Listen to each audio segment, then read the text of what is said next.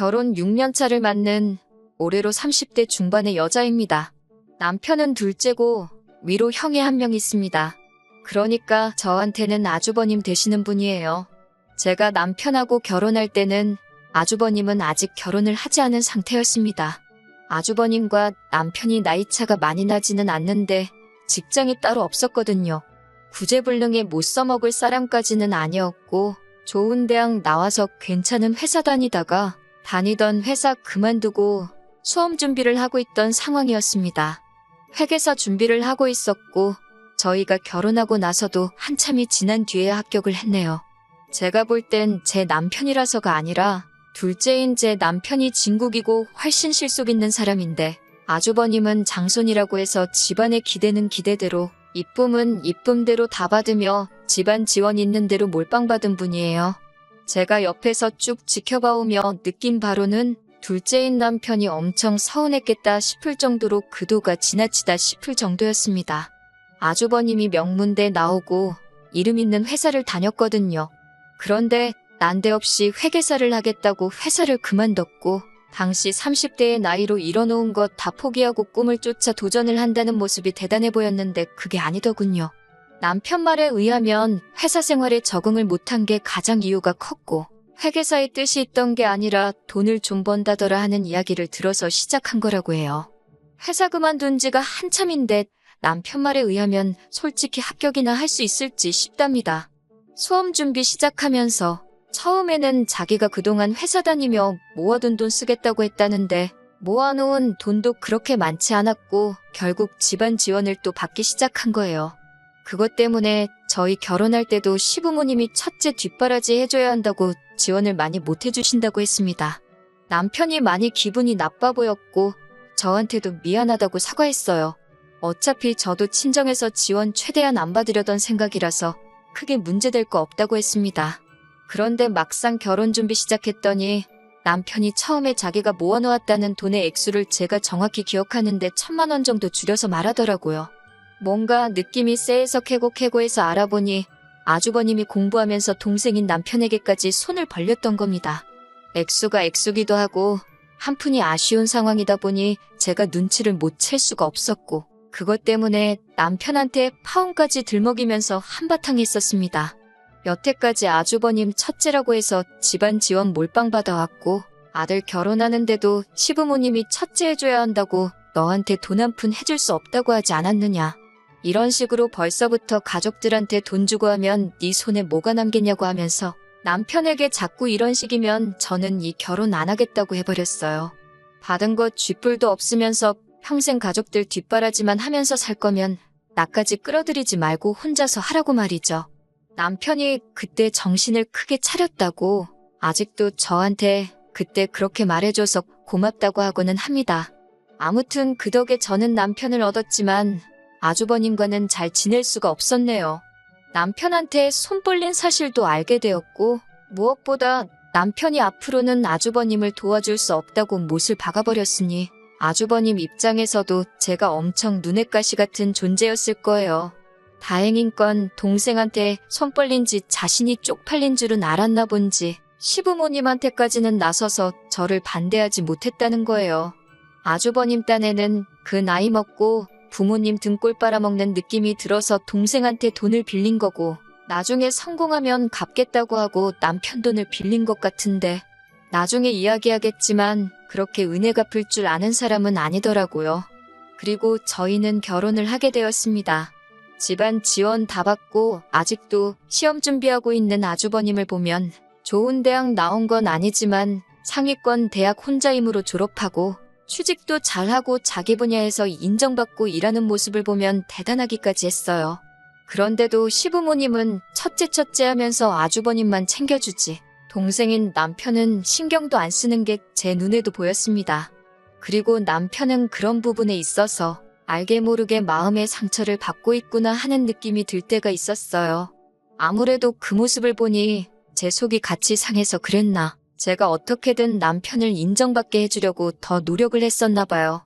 평생을 그렇게 살아오신 분들인데 제가 어떻게 한다고 바뀌실 분들이 아니란 것도 모르고 지성이면 감천이다 하는 생각으로 진심을 다해 잘하면 언젠가 시부모님이 둘째인 남편도 알아주시지 않겠나 생각을 했습니다. 스스로 나서서 시부모님께 인정받기 위해 더 노력한 건 없지만 정황상 결혼은커녕 변변찮은 직장조차 없던 아주버님을 대신해서 한동안 남편이 장남 역할을 해야 했고 제가 맏며느리 역할을 해야 했었거든요. 첫째 사랑에 눈이 먼 사람이라고 생각했는데 비싼 돈 들여가며 대학 보내고 열심히 공부시켜 겨우겨우 취직시켜놨더니 얼마 되지도 않아서 회사 그만두고 시험 준비만 5년을 넘게 하고 있으니 그걸 지켜보는 시어머니 또한 마음이 말도 아니었나 봐요. 제가 알아보기로는 회계사 시험이 평균적으로 3년에서 4년 준비하면 합격들을 한다고 하는데 시어머니도 그걸 모르고 계시지는 않을 테고 별 소득 없이 저렇게 돈이며 쌀이며 축내고 있으니 좋게만 보이시지는 않았을 거예요.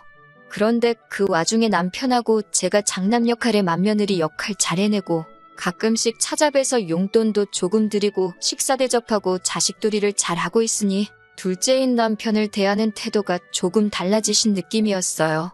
이런저런 번거로운 일까지 대신 처리하고 해결해주고 있으니 장손만 애지중지하던 시부모님도 남편의 공을 인정해주기 시작하신 거예요. 남편도 그걸 눈치챘는지 한동안 엄청 좋아 보였고 저도 남편이 좋으니 덩달아 같이 좋았습니다.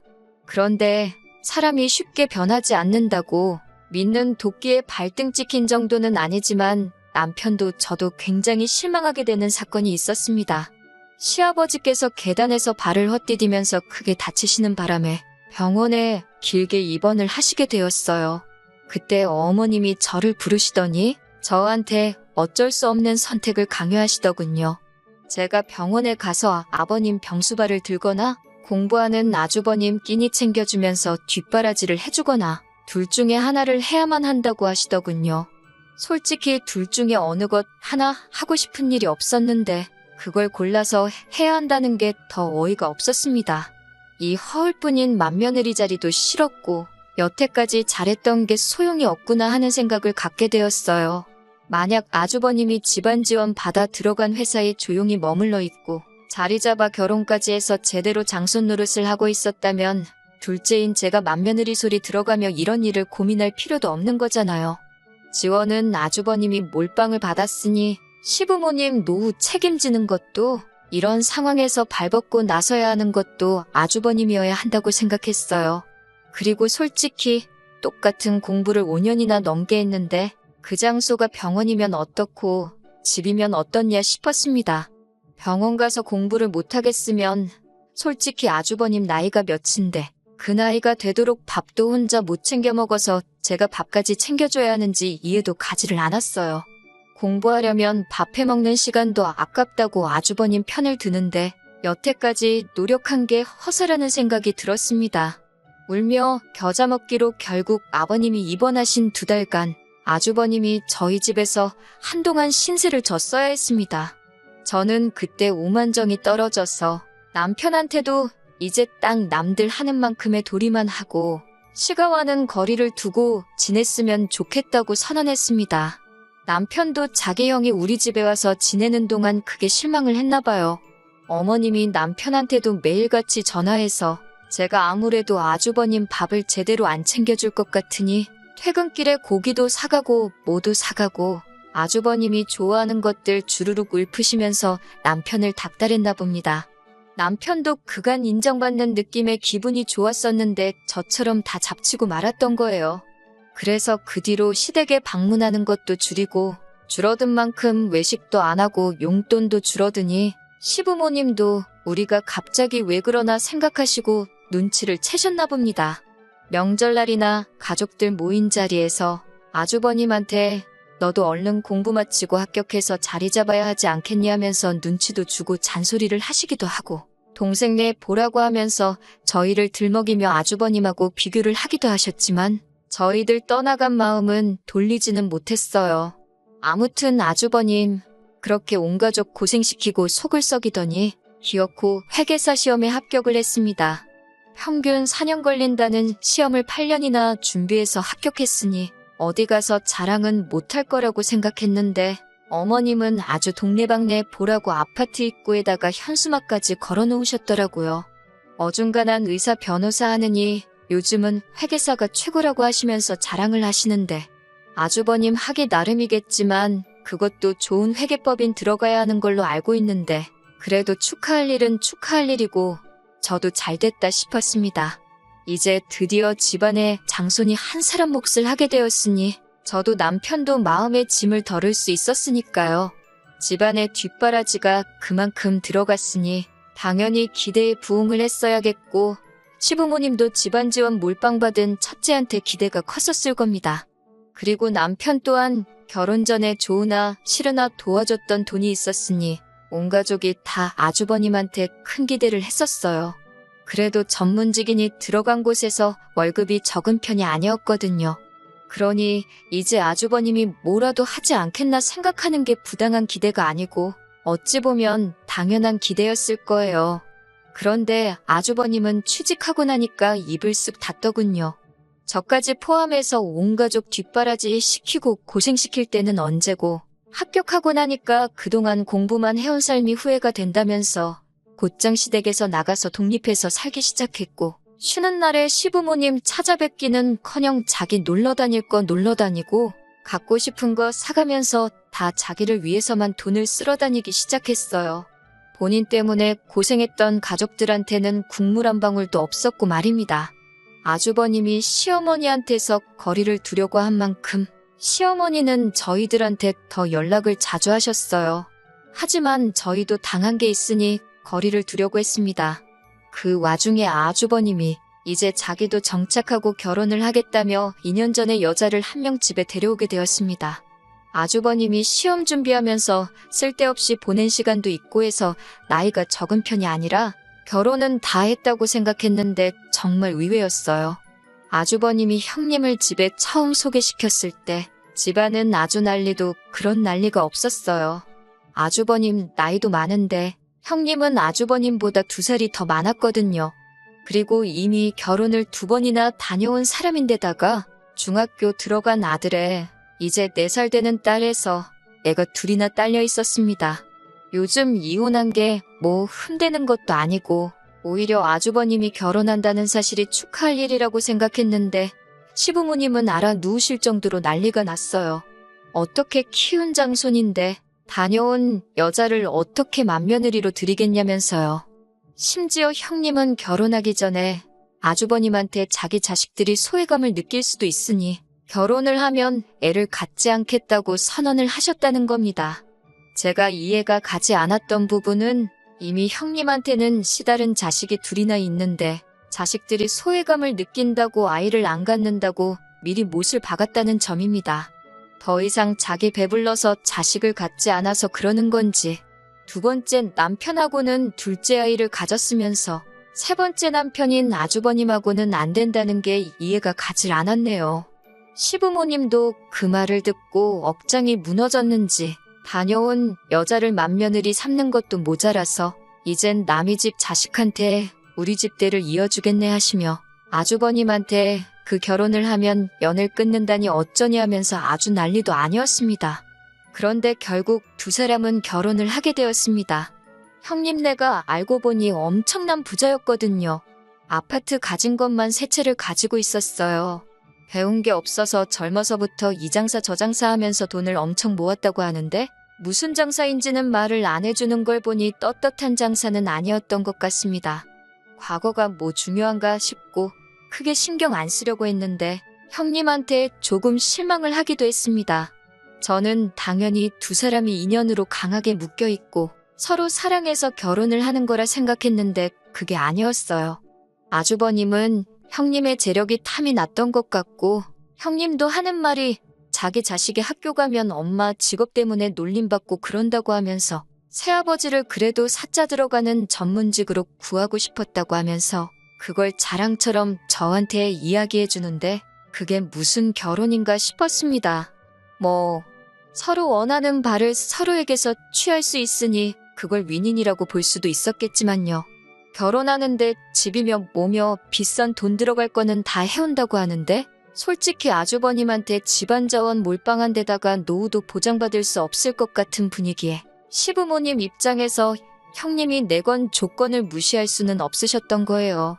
거기에 아주버님 나이도 있다 보니 더 좋은 결혼 자리는 못 찾겠구나 생각했기 때문에 두 사람의 결혼을 마지못해 허락하시더라고요. 저도 이제 드디어 이 지긋지긋한 맏며느리 자리를 내려놓게 되는구나, 마음에 짐 좀 덜고 살겠구나 생각이 들었어요. 싫다 했지만 아주버님 자리 못 잡은 상황에 남편도 자기 가족이라고 신경을 쓰고 있으니 겉으로는 안 한다 해도 정말 기본적인 일은 해야 했었거든요. 그런데 결혼 전에 결혼만 하게 되면 시부모님한테 엄청나게 경제적으로 지원을 해줄 거라고 호언장담하던 형님이 얼굴을 싹 돌려버렸나 봅니다. 끼리끼리 논다더니 두 사람이 아주 염치없고 말 바꾸는 데는 선수인 것 같았어요. 저희가 찾아가질 않으니 시어머니가 저희 집까지 오셔서는 형님 뒷담화를 그렇게 하고 역시 믿을 건 너네밖에 없다면서 여전히 저한테 맏며느리의 역할을 강요하셨어요. 당장 아주버님 직장 없을 때는 식구 늘려서 뭐하냐며 저희 보고 자녀 계획은 천천히 세우라고 하셨던 분들이셨거든요. 그런데 시어머니는 너네도 하루빨리 대를 이을 아들을 가져야지 하면서 손주 타령을 저희한테 하기 시작하셨습니다. 솔직히 저도 아이를 갖기에는 이제 노산이기도 하고 자의반 타의반으로 그동안 아이 없이 생활하면서 남편과 둘이서만 잘 지내도 좋겠다는 생각을 가지고 있었습니다. 그래서 더 이상 아이를 가질 생각도 없기도 했고 더더욱이 아이가 생기면 대를 잇는다느니 내려놓기로 했던 맏며느리 자리마저 다시 저에게 돌아올 것 같아 전혀 할 생각이 생기질 않는데 자꾸 저한테 그런 기대를 하시니 참 알게 모르게 스트레스더군요. 그래도 여태까지 남편이 중간 역할 잘해주면서 이 결혼에 대해서 후회한 적 한 번도 없었는데 장손만 중요한 집구석 둘째와 결혼한 걸 진심으로 후회하게 만드는 일이 생기게 되었습니다.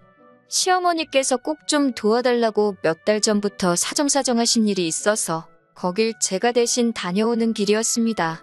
고생해가며 일을 마치고 서류랑 해서 전해드릴 것도 있고 해서 시댁으로 찾아갔습니다. 어머님은 저보고 수고했다고 하시고 밥 차려줄 테니 밥 먹고 가라고 하시더라고요.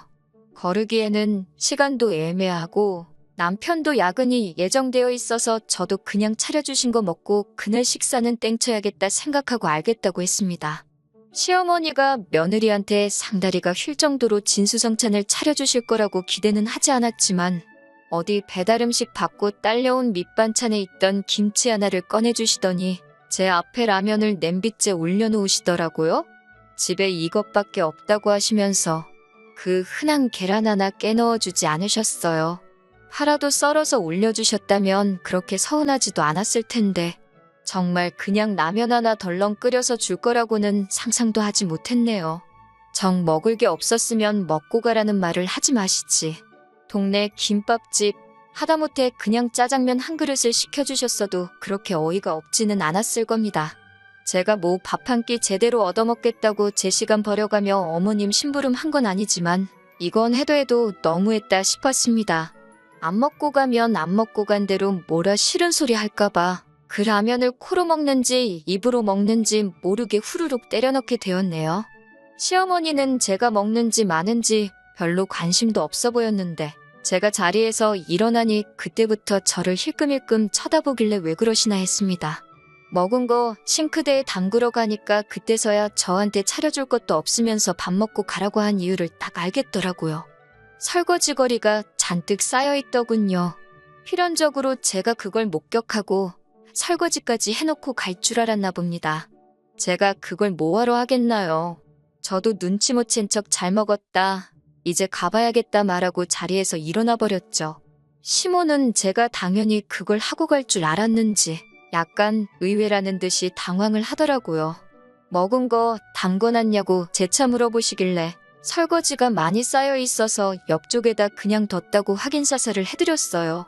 시어머니가 저를 배웅해주는 척 하면서 요즘 어깨가 너무 결린다느니 어쩐다니 하면서 집안일이 힘들다 저한테 넌지시 눈치를 주시는데 더 있다가는 설거지 좀 해달라고 아예 돌직구를 날릴까봐 잽싸게 문 밖으로 나왔습니다. 엘리베이터 타고 내려와 집 쪽으로 가고 있는데 멀리서 누가 저를 부르더라고요. 보니까 형님과 아주버님이었습니다.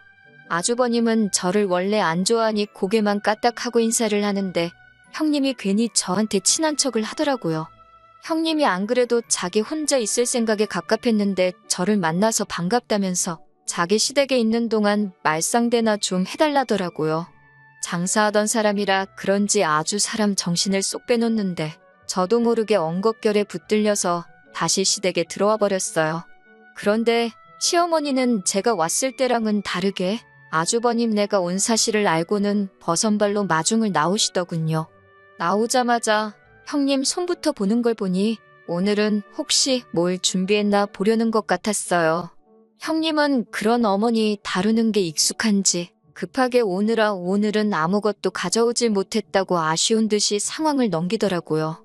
엉겁결에 따라 들어온 제가 집에 갈 타이밍을 못 잡고 있었는데 어머님이 저를 갑자기 부르시더니 거기 가만히 서 있을 거면 자기 좀 도우라고 하면서 베란다 안쪽에 보면 얼마 전에 들어온 옥돔이 하나 있다고 그걸 꺼내와서 저보고 구워내오랍니다.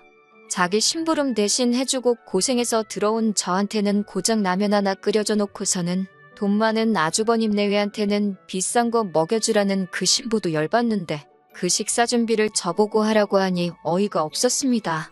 그래도 그간 저한테 살갑게 대하고 경우가 있다고 생각한 형님도 그 어이없는 상황에 거절하는 그런 모습은 하나도 없고 오히려 식탁에 의자 꺼내서 앉더니 멀뚱히 밥 차려지길 기다리고 있더라고요. 원래부터 저랑 사이 안 좋은 아주버님은 뭐 말할 것도 없고요. 자기가 시댁에 돈 가져다 주는 게 있으니 제가 받는 대우가 당연하다는 듯이 저러고 있는 걸 보니 부하가 치밀더라고요. 그래서 그냥 자리에서 일어나가지고 집으로 돌아와 버렸네요. 제 뒤에다가 대고 뭐라 했는데 너무 열이 받아서 솔직히 뭐라고 했는지 듣지도 못했어요. 그렇게 집에 들어오니 일 때문에 늦는다던 남편이 회사 일이 어떻게 잘 해결되었다며 평소보다도 일찍 퇴근해서 집에 있더군요. 제 표정을 보더니 무슨 일이 있냐고 묻는데 평소였으면 제가 그냥 참고 넘어갔겠지만 그날은 너무 열받아서 다 말해버렸어요. 남편 얼굴이 순식간에 일그러지더니 저보고 당장 시가로 같이 가자더군요. 그렇게 시가에 도착하자마자 남편은 문을 벌컥 열고 들어가선 신발도 안 벗은 채로 그대로 집 안으로 들어가더군요. 그 와중에 옥돔은 직접 구워서 준 건지 생선 대가리랑 뼈만 앙상하게 남아가지고 식탁에 있었고 어머님은 아주버님네 먹으라고 과일까지 내주고 설거지를 하고 계셨어요.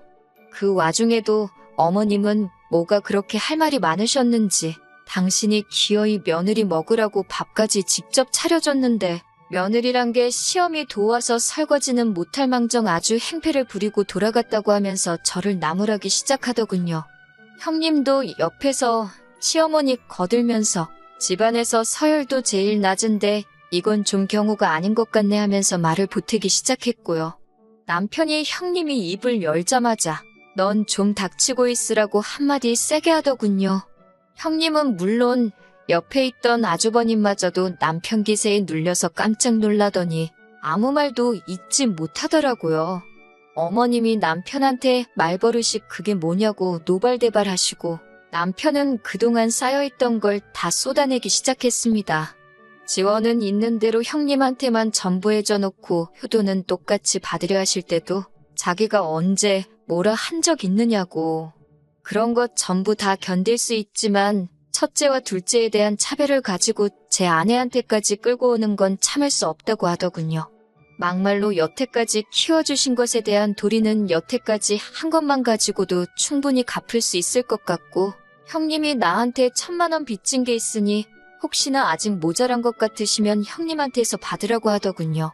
둘째 장남노릇 맏며느리 노릇하는 거 오늘로 끝내고 어머니가 이 사람한테 형님들 밥 차리라고 시켰으니 이젠 자식 대우가 아니라 어디 식모 부엌대기 대우를 받았으니 자식 노릇하는 것도 오늘로 끝내겠다 선언을 하더군요. 앞으로 효도받을 일 있으면 진짜 자식 찾아 하시라고 말하고 그래도 이런 말은 얼굴 보고 하는 게 예의인 것 같아 구태여 찾아온 거라고요.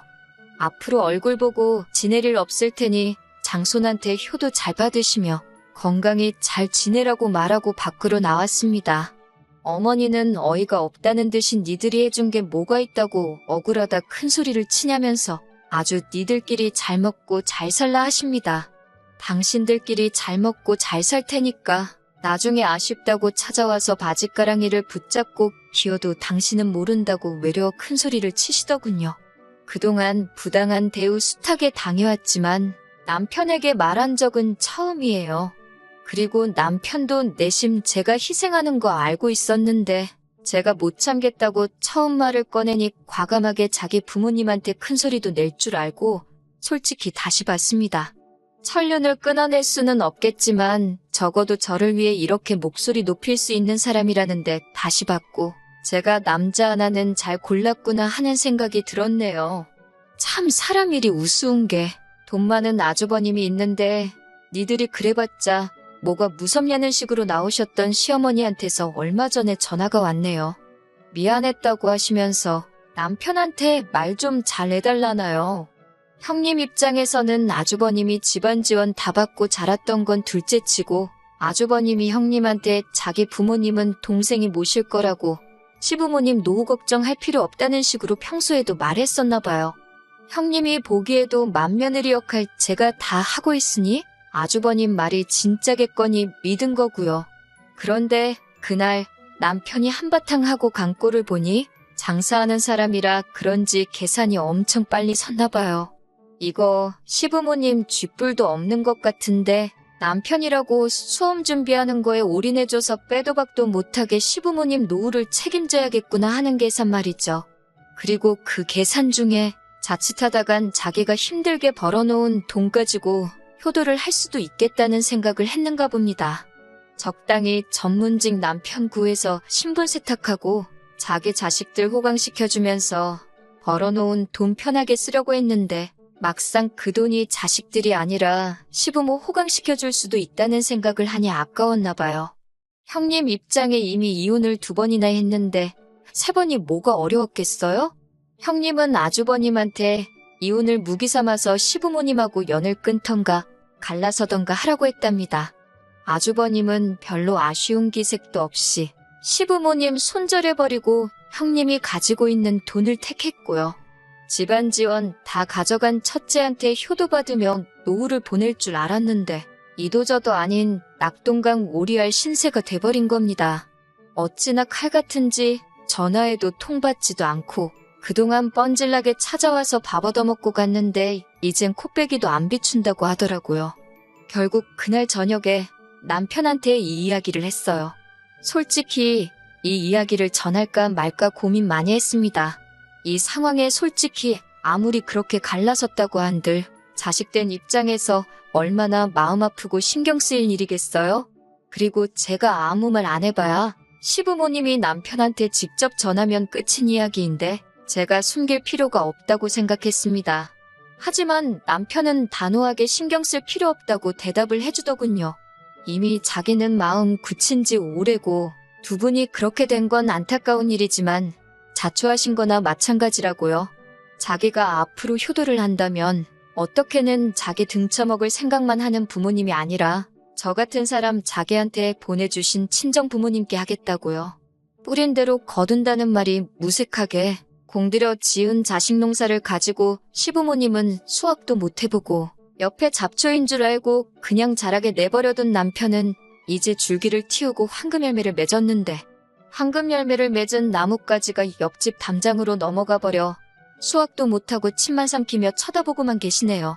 저도 믿음직한 남편과 함께 이제 정말 한번 잘 살아보려고 합니다. 긴 이야기였는데 끝까지 들어주셔서 감사합니다.